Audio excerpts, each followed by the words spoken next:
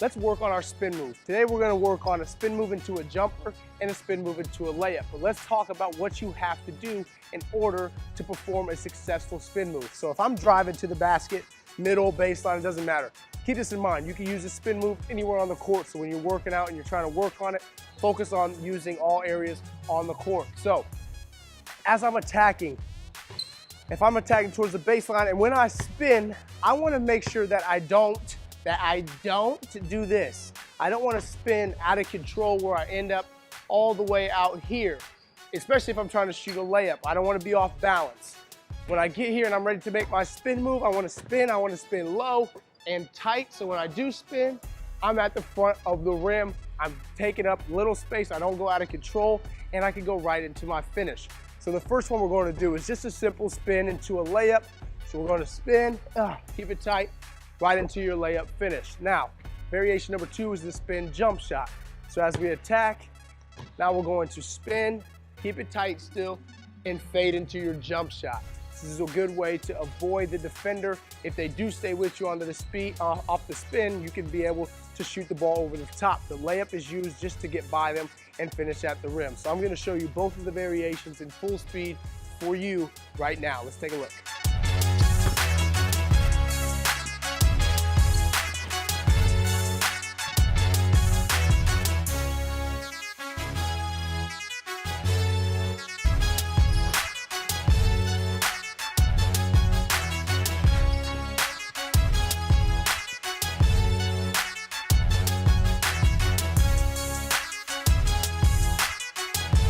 Basic Euro step, the one that a lot of people use, which means you're just driving down, and if you're dribbling with your right hand, you're basically going to pick up the ball and step with your right foot right at the defender.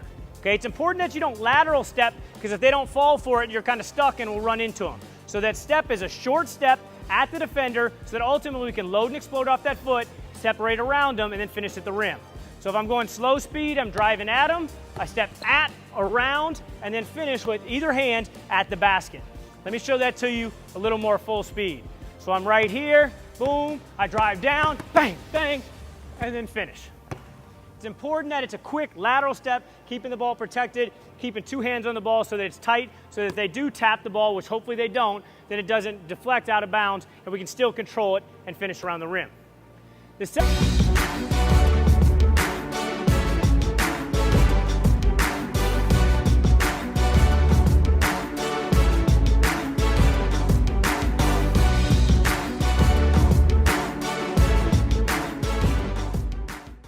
All right, guys, today I'm going to break down the veer finish. The veer finish is a great finishing solution to use anytime that you're in a shoulder and hip war and your defender is trying to bump you off your finishing angle.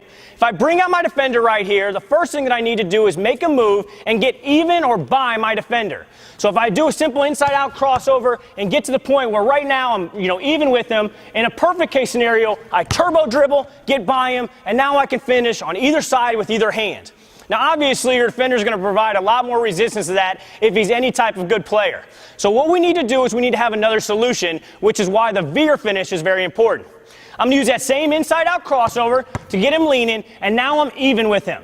If I try to do that turbo dribble, and I notice that, boom, my shoulder goes into his chest, you'll notice I kind of got knocked off balance, and he's trying to bump me away from the basket. A lot of you guys end up shying away from contact, taking this dribble, and end up shooting one of these long, 6, 7, 8 foot running hooks, running floaters that don't get great results. This is where the veer finish comes in place. I do the same move again, I get even with him. Now again, try to downhill, boom, and I bump. What I need to do here is take one more dribble. We're not going to shy away from contact. We're going to embrace it and try to get through it and ultimately push our on-ball defender to the opposite side of the rim. So now I take another dribble into his chest, take a long step keeping the ball out. Remember, you get 1, 2 on the finish, and then this next step's the most important one where we're trying to cut off and get to the front of the basket. So let me walk you through this last step again. Once we're long right here, ball's protected, this step is ultimately trying to beat this foot. And when we do, we're trying to keep our shoulder into his chest. So it's right there. So it's almost like we're pushing back without hooking him, because a hook is going to be called by the referees.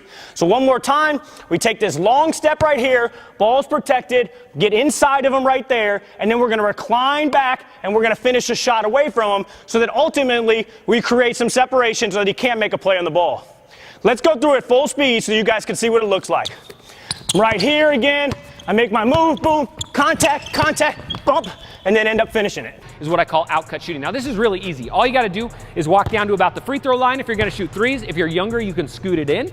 But all you're gonna do is you're gonna face away from the hoop and you're gonna toss the ball out to the 3-point line. Now here, you can work on a different length of toss depending on how much space you wanna cover, how far you wanna work on, and how far you wanna push your lunge and your conditioning. So all you're gonna do is you're gonna start facing away, toss it out, let it bounce once, chase the ball down, and then you're gonna get set and fire all in one motion from the 3-point line. Now the whole key here is we want to eliminate movement, get as fast of a jump shot as possible going into it. What I mean by that is not your mechanics, not keep the ball high, not be stiff. We want to eliminate any steps. So as the ball comes out here, instead of catching, facing away from the hoop, and then turning into my shot on a pivot, I want to get my feet around on the catch.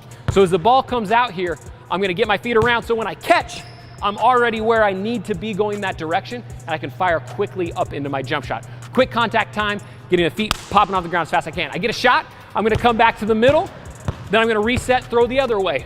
Bam, throw it out, get my feet around, nice jumper up, nice and smooth, right? Working back and forth, going different directions. Now, if you're a coach, a great way you can modify this drill, you can have players start there. You might start further up, maybe out kind of by half court or by the half court line, and you can throw them passes out this direction and make different players run different distances, work on those different angles, right? So that's a couple different options, but a great way to get your footwork in, great way to get that targeting on the hoop as well, to make more shots in game.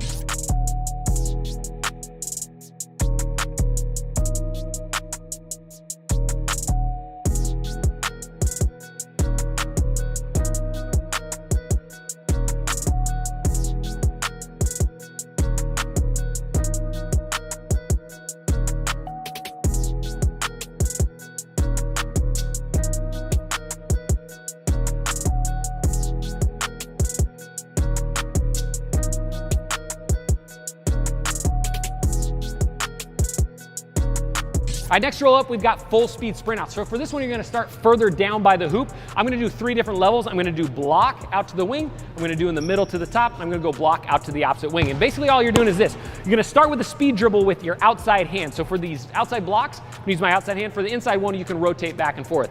And all I'm gonna do is I'm gonna speed dribble sprint out to the 3-point line or wherever I wanna shoot my shot. I'm gonna drop behind the back, and then I'm gonna load up into a shot going towards the hoop. The whole key we're working on here is quick contact time with our feet, quick shot coming out, working on a lot of hand preparation stuff, getting ready to go into that shot.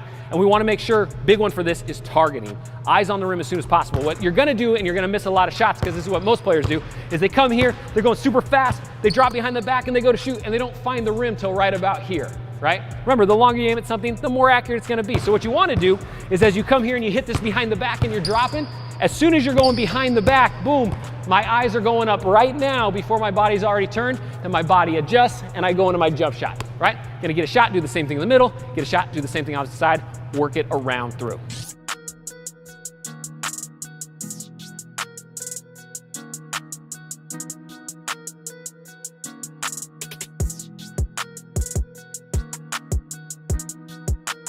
All right, so next one up, we've got corner to corner sprints. Now what we're gonna do is we're gonna start down by the block, we're gonna toss the ball out to the wing, we're gonna sprint to it as fast as we can and get as quick of a jump shot to the hoop as we possibly can. From there, we're gonna get our rebound, sprint to the opposite corner with a self pass, same thing, back and forth, going to corner, corner. This one's great because number one, it can burn your lungs a little bit, you can get some conditioning and really kind of work on making those actual in-game shots. So what you notice is a lot of times this corner kind of out cut is a shot that players get a ton in real games, but they don't practice a lot, so they don't make a lot of them, right? So all you gotta do is here, you're gonna start here, you're gonna throw it out with a bounce, sprint out as fast as you possibly can, boom, jumper up, get it out of the net, get it off the rim. Same thing going back to the other side, back and forth, back and forth. Get as many reps as you can, really push yourself.